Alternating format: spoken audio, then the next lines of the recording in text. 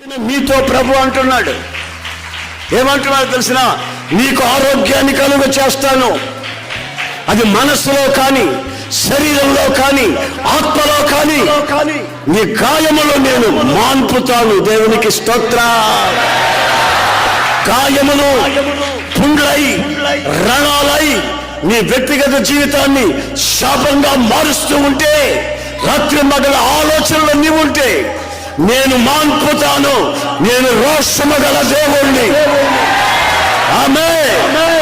హల్లెలూయా.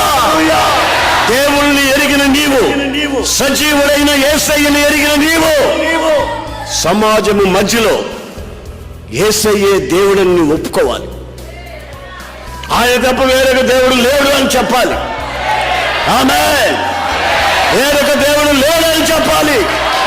వేరొక దేవుడు లేడు అని చెప్పాలి.